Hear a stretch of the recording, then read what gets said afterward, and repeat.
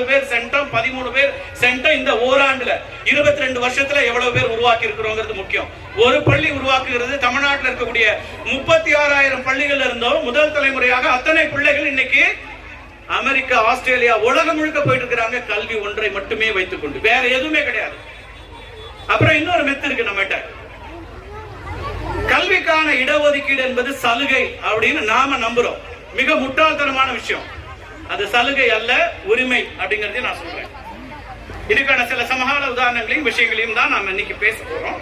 அதுக்கு முன்னாடி ஒரு சின்ன கேள்வி. பொதுவா இங்க இருக்கக்கூடிய யாத்தையாவது ஆசிரியர் பெருமக்கள் இருக்கிறாங்க. நான் பொதுவாகவே ஆசிரியர் பெருமக்கள் மீது மிகுந்த நம்பிக்கை கொண்டவன். ஆசிரியர்களுடைய பங்களிப்பு இல்லாமல் ஒரு சமூகம் அடுத்த இடத்திற்கு நகரவே முடியாது. ஒரு தலைமுறை அடுத்த கட்டத்துக்கு நகரவே முடியாது. அவங்களோட பங்களிப்பினால் மட்டும்தான் தமிழ் சமூகம் இன்னைக்கு ஆகச்சிறந்த சமூகமா நிக்குது.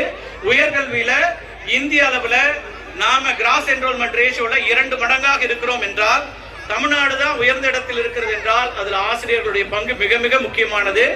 அப்படியான ஆசிரியர்களுக்கு கொடுக்கக்கூடிய மதிப்பு என்பது எப்போதும் குறைக்கூடாது. போதாம இருக்கலாம், அவங்க இன்னும் இப்படி எல்லாம் செய்யலாமே எதிர்பார்க்கலாம்.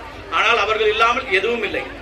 அரசு ஆசிரியர்களுக்கான ஊதியம் பற்றிலாம் பலரும் பல விதமா பேசுவாங்க. என்னுடைய பார்வை என்பது அது ஊதியம் அல்ல, it is an investment for the society. அவங்களுக்கு கொடுக்கக்கூடிய ஊதியம் என்பது investment for the society, right? அதை தாண்டி நான் வரேன்.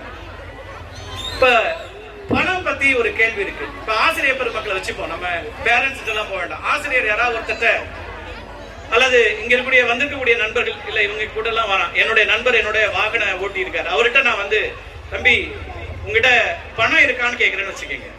அவரோட பதில் என்னவா இருக்கும்? பணம் வச்சிருக்கியா, பணம் இருக்கா அவன்கிட்ட அப்படின்னு கேட்டானா இருக்குன்னு சொல்லுவாரு. அப்படிதானே இருக்க முடியும். பெரும்பாலும் என்ன சொல்வாரு, எவ்வளவு வச்சிருக்கிற? அவர் என்ன வச்சிருக்காரு? 500 ரூபாய் இருக்கு, 1000 ரூபாய் இருக்கு, 2000 ரூபாய் இருக்கு. இல்ல இன்னைக்கு நம்ம வந்து டிஜிட்டல் பே எல்லாம் ஆயிட்டோம், அதனால கம்மியா தான் வச்சிருக்கேன். ஏதோ ஒரு பதில் வரும்.